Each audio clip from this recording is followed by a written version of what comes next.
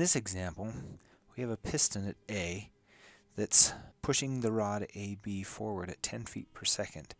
It's connected to another rod that's 6 feet long from B to C that's connected to a wheel. The 10 feet per second piston and rod are causing the wheel to rotate. We want to find what the angular velocity of the wheel is at D when the angle is 30 degrees on rod BC. Our wheel has a radius of 3 feet, and to solve this problem we're going to use relative motion analysis. So the first thing that we need to do is we need to write out what the velocity at B is. We know that at A it's firing at 10 feet per second, so the rod is also moving at 10 feet per second, and B is moving at 10 feet per second. It can only translate. In vector form, the velocity at B is equal to 10 in the I direction. So to solve this problem, we have to first find what the velocity is at C. And using relative motion, velocity of C is equal to the velocity of B, and again these are vectors, plus the velocity at C from the perspective of B.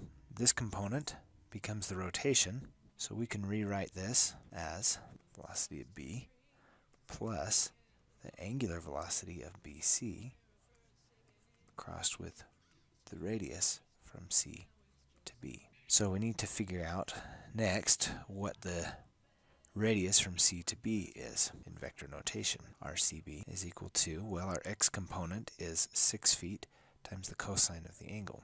6 cosine theta in the I direction, and it's from B to C, it's positive x direction, so this is a positive value. Our y component is also going to be positive, so we'll put 6 sine of theta in the j direction.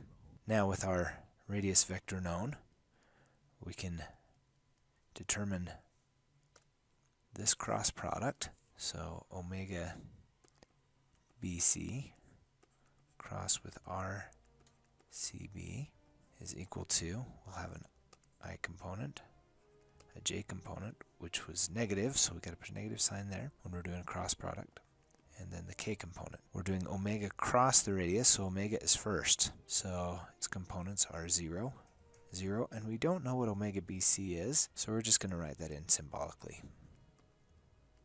For the radius components, we have 6 cosine theta, 6 sine theta, and 0. So there's my matrix that I'm going to use for the cross product. So I'll start by looking at the I component. So if I cross out these and do these components minus these components, so the I component will be equal to 0 minus omega BC times 6 sine of theta. And again, that's my I component of the cross product. For the j component, cross out this, and remember our negative sign here, and we will do these components multiplied by each other minus these components multiplied by each other, which will give us a negative, for this negative sign here, 0 times 0 is 0, minus omega BC times 6 cosine theta. So we have a minus omega BC times 6 cosine of theta in the j direction. Then we can take this and we can put it into our velocity equation. So the velocity at C is equal to, we have 10 for the velocity of B in the I direction, minus omega BC times 6 sine of theta. All of that is my I component, plus omega BC times 6 cosine of theta. That is my j component.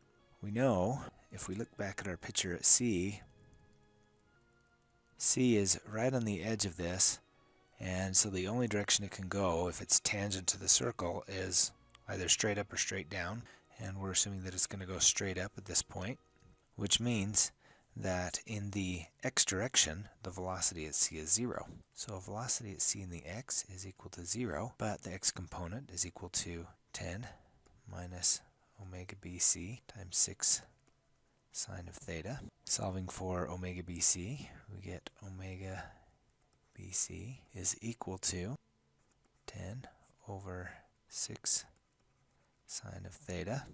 And if we plug in our 30 degrees for that, 10 over 6 sine of 30, which is equal to 3.333 radians per second in that direction, in the positive direction. Now that we know what omega is, we can solve for the velocity of c in the y direction, which is omega bc times 6 cosine of theta, which in our case will be 3.333 times 6 times the cosine of 30.